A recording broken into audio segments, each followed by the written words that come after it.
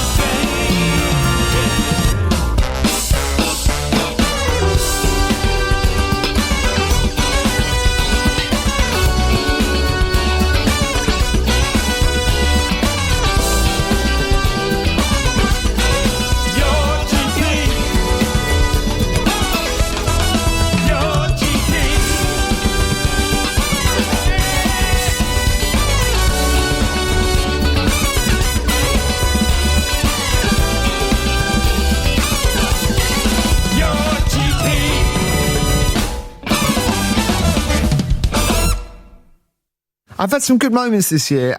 But being in the studio and having Mike Lindup and Mark King doing a version of Love Games and replacing the chorus with GP.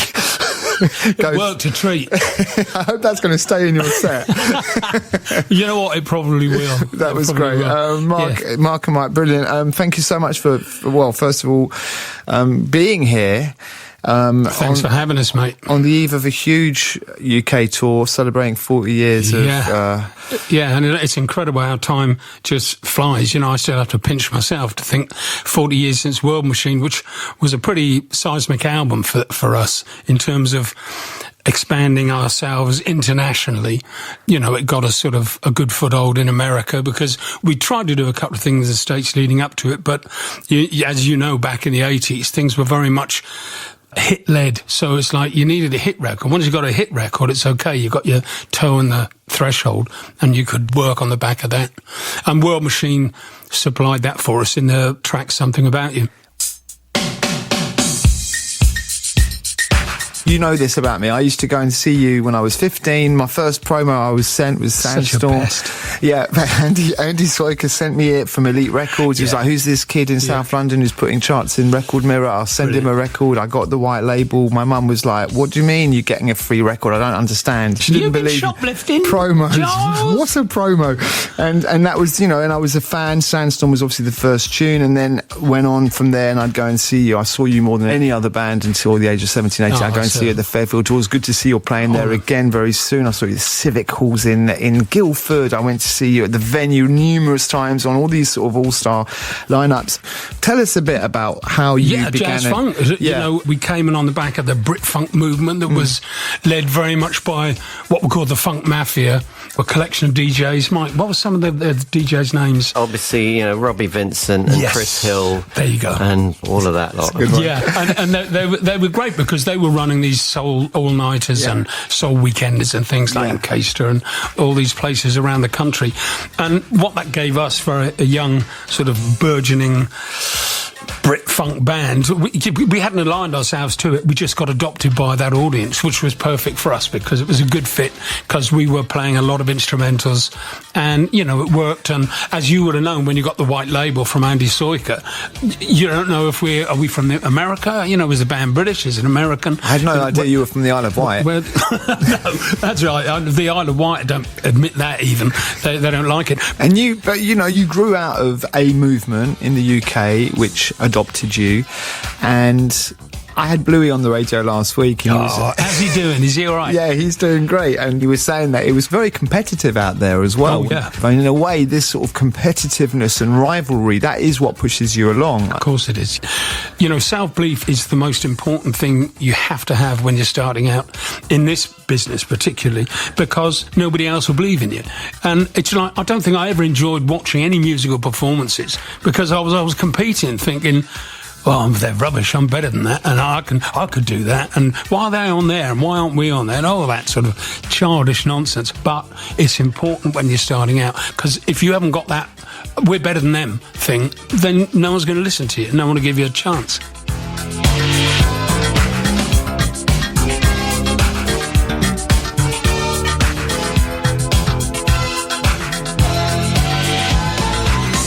You had found a new audience. You'd basically found America, not a lot of British bands. And we'd gone through a lineup change within the band too, is because at that point when we made that Fait Accompli video, Phil and Boone had left the band a year before or something like, I think it was, wasn't it? And, you know, we were just incredibly lucky to be able to get somebody like Gary Husband to come in, you know, who is one of the great British musicians, and an amazing guitarist called Alan Murphy, who sadly passed 18 months after he joined us. But I can honestly say, hand on heart, I had such a laugh at that period. And I don't know if it was the relief of the fact that the band didn't change its lineup because it was just an overnight thing. There'd been trouble brewing for 2 or 3 years. And, you know, so it was nice not to have that within the situation. You just mentioned Phil and Boone, and I was curious because in a way, is it Phil who wrote the lyrics to a lot of your songs? Well, Phil and Boone, but they pretty much shared those 50-50 duties. 50 between them. Yeah. And of course, there was sibling rivalry between the two of them. the original riff for Something About You is a keyboard line that Phil had, and Phil had sort of kept playing it, you know, when we were around studios, so like 3 albums before, 2 albums before, 1 album before, and we never got around to using it. And so it was kind of his thing, but we fleshed it out. Perfect example of a collaboration between all the guys that were involved in it. There was Phil, had that original sequence. Wally Badarou did what Wally does, which is expand things on. Mike came up with this amazing, you know, these changes, da da da da da da da.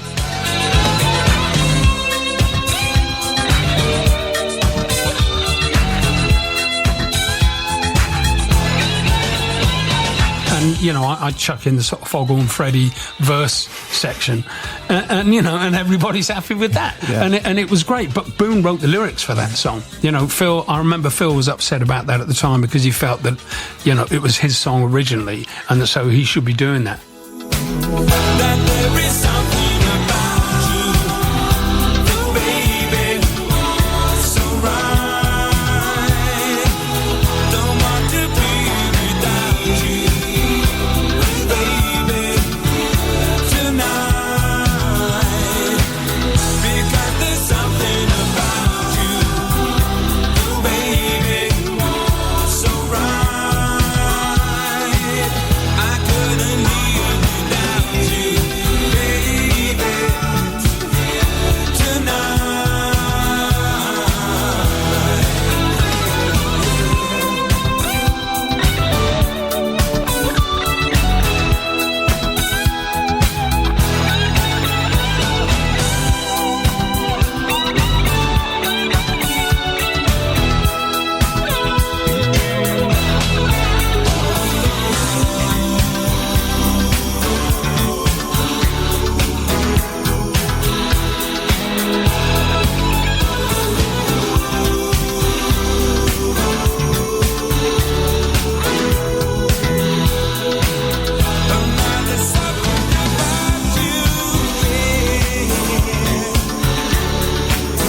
Can you just talk to me a little bit about Wally Badarou? Because, you know, I bought a couple of his records in here today. And, of course, the other thing about Wally and yourself, I don't think you, Mike, at the time, but there's this connection with the group M.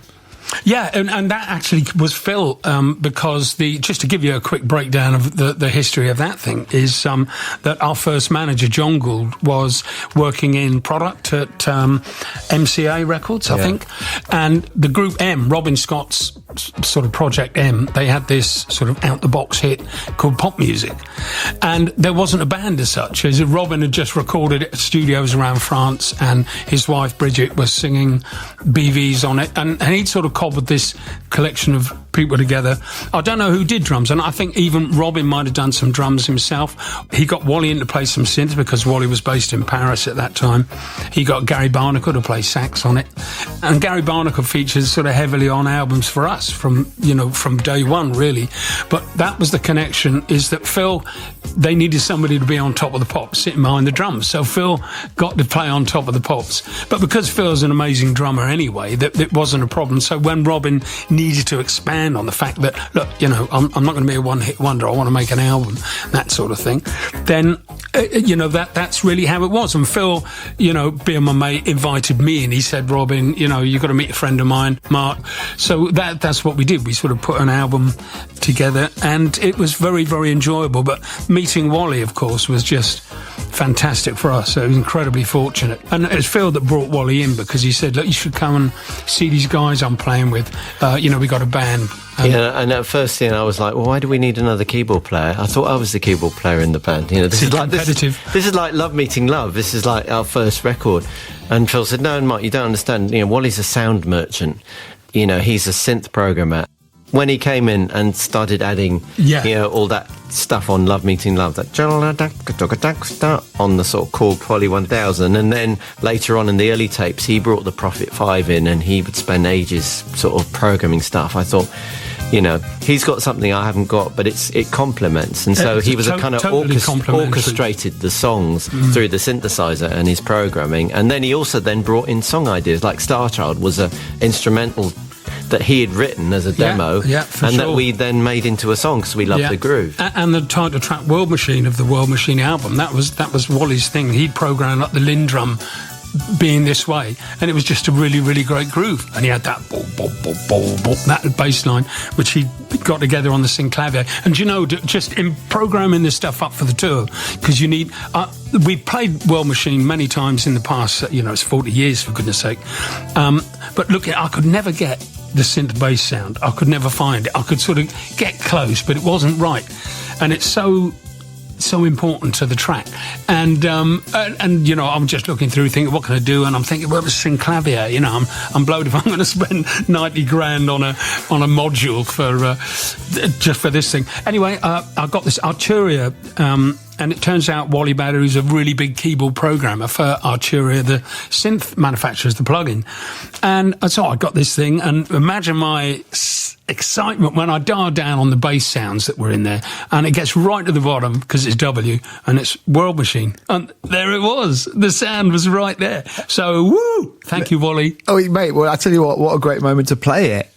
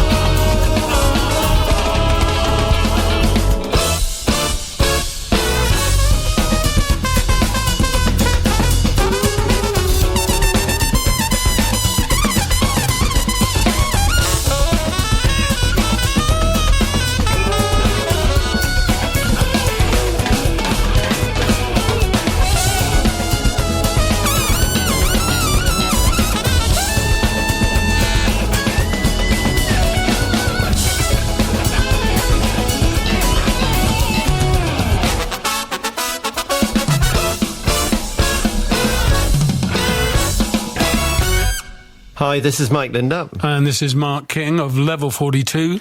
And we're live from Maida Vale Studios for the BBC.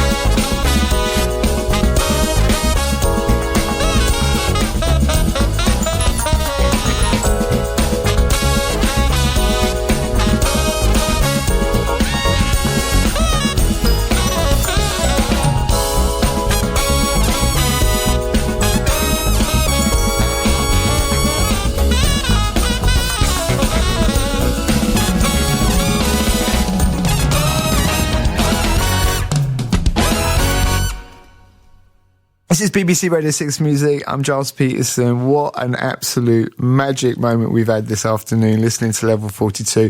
And I didn't think you were going to do Star Child, guys, because it wasn't on the list originally. It wasn't. No, it wasn't. But I figured that you'd love this song. It encapsulates everything that is Level 42, really, from that period, 1980, 81. That was one of the ones that goes with Direction. There's a few people that I know that I follow who are bigger fans of Level 42 than I am. I can't believe that actually happens. Look, there's just a few records here that I bought with me. Mr. Peterson. There's Paul Waller, who I think was probably responsible for some fan club action. Paul's been a wonderful supporter of the band and a real sort of audiophile. He told me the story of Strategy. So the early tapes, this is for the heads who are listening right now, who would have got an album around, well, there was Level 42, the first album, and then there was the early tapes, which was the early music, which was originally called Strategy. And apparently 6 white labels of this record were ever pressed up by Andy Soiker at Elite. Yeah, it was a strange thing, Giles, because we signed to Elite Records for 6 months. You know, who signs anything for 6 months? It normally takes that long to argue the points, and then it's expired already, you're free. And in the meantime, the band had been becoming successful. Andy Soiker was a really good supporter of us, and he gave us our first break. But we'd been into a studio. We were recording, I think, 10 a.m. until 5 p.m. every day. And then we go out and play football on the green and then come in the next morning. And we were laying down, an album's worth of material that was largely just riff-based stuff because we hadn't developed the songwriting so much then. So it was just instrumentals, But, in the meantime, of course, we were gigging 4 or 5 nights a week up and down the motorways, in the van, which was wonderful because it was making us better as musicians. Polydor Records had seen that there was this tickle going on. And they came in and said, look, we'll give you $5,000 if you sign to us. So we signed to them. And then Andy played sort of hardball with letting them have because we said we've already got an album in the can, and he hung on to it. He didn't. So Polydor just went, well, go and make another one. And us being sort of young and didn't know, I thought, okay. So we went in and wrote another one, and that's what sort of spawned Love Games and Star Child, and all these things. And it had taken when you hear the two, there's a definite sort of development already that was happening there.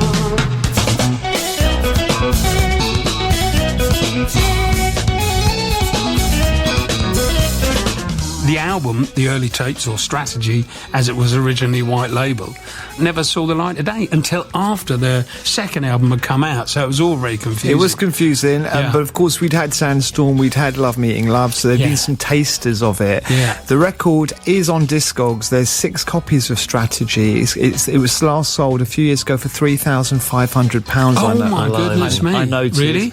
If you've got one floating about in the cupboard, I'm going to have a look because I must have one. That's a good one.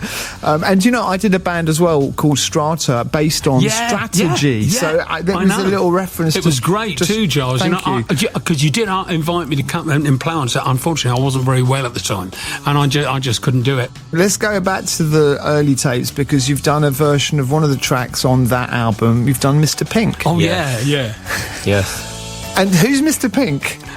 What is Mr. Pink? Go on, Mike. You say. No, I'm not going to answer that one. No, you came up with that. Well, it was. There were 3 names. It was going to be called Dr. Sphincter Funk. Yes. And it was all very childishly sort of mucky schoolboy stuff, like Sphincter Funk. And then it was.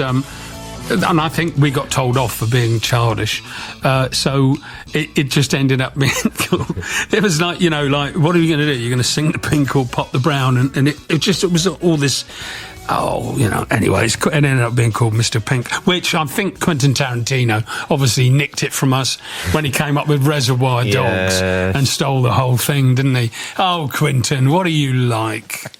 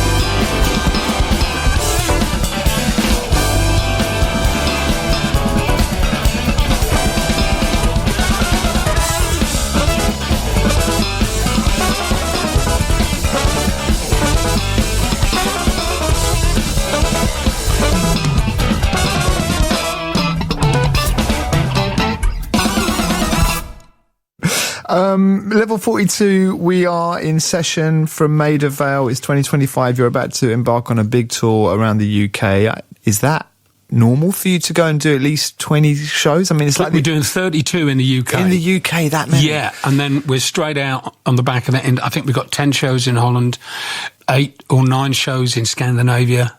And then we're back into the UK to stick the last 4 in.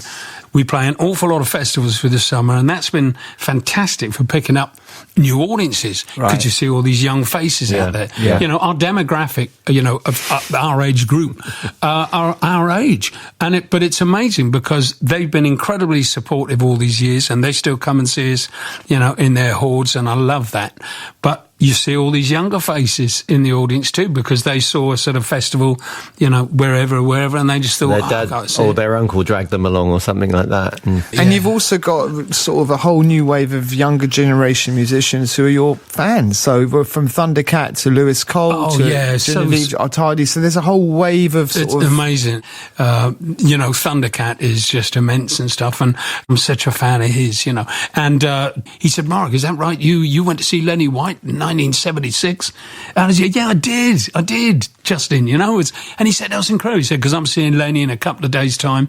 And it was just all this sort of just lovely cross-pollination across the generations. That's the thing. You know? Yeah, and not a lot of people were produced by Verdine White either. I mean, that's true. Yeah, that was a high point, Mike. That was a fantastic experience because, first of all, I remember John Gould, our first manager, saying Verdine and Larry Dunn want to produce you, but they'd like to have a meeting. So we flew over to LA for a meeting to talk about them producing the album. So I did Christmas in LA at the end of 1982, and then we went back in 83 and worked at their studio, the Complex, which was fantastic on so many levels. I mean, not only to be involved with Earth, Wind and Fire, but of course that studio attracted, like, George Duke would be hanging by, and we met Louis Johnson. And, incredible. And all these immense, you know, all these great. George Duke, for crying out loud, you know, wandering in. And there's Dean, Verdine, hey, Larry, how you doing, man? And it's like, it's just too much. This meeting that Mike spoke about, the one burning thing in my memory is we're sitting there with jet lag, you know, because you know that thing of you go out and you wake up and it's 4 a.m. in the morning and you can't do it. And so trying to hang on until anywhere past 5 o'clock in the afternoon is a nightmare. But we went to meet Larry and Verdine, and Larry's sitting opposite us, and I'm just looking like I've been dragged through a hedge. And he went, man, he said, if Ugly was TNT, you'd have gone off in your father's nutsack. Which really, I think I started crying. I think my lip went, you know. It's like, oh, don't. I've got jet lag. Oh, wow. Look, so many things. Guys, I was going to ask you as well, you haven't been to Maida Vale that often. I'm trying to work out where. I was looking, I mean, I found some really good footage of you in Hitchin, a live performance in some really random place. That sounds amazing, actually. We did such a lot for the BBC over the years, but it just didn't happen to be here at Maida Vale. Well, what a great way to sort of, you know, conclude our chat, for you to finally make it into Maida Vale. Yeah, how about that? And to deliver a banging, amazing session for us. Thank you. Thank you, Charles. You're a lovely man. I'm a huge fan, seriously. Thank you so much.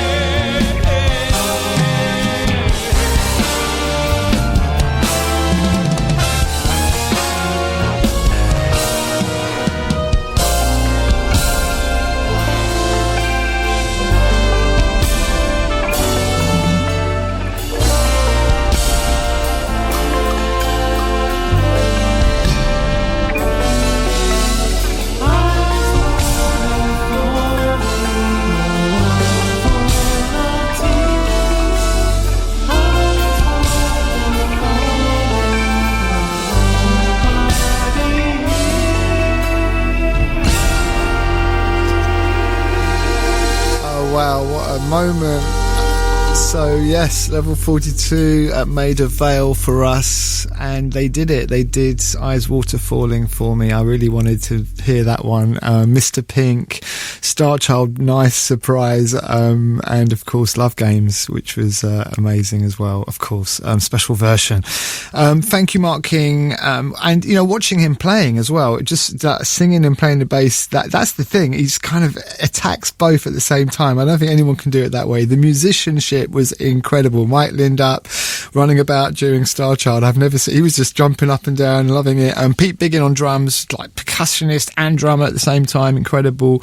Nathan King, never met him, but brother of Mark, on guitars, and what a great horn section. Sean Skip Freeman sax, Dan Carpenter trumpet, Nicole Thompson on trombone, all doing a bit of BV as well. Their crew, Mark Clements, Neil Allen and Chem Ozen, and our crew, Gilles Chohan and Ian Painter, the legend, down at Maida Vale. They've released 11 albums, level 42, and they keep going. They've got this massive tour. They brought Rhea and Marley King, their daughter, with them. Marley's actually going to be doing a performance at the Albert Hall. I think she's going to be opening up the night there, which will be amazing. But yeah, thank you very much to the crew and the band. It was definitely a lifetime moment for me. It was level 42 in session at Maida Vale.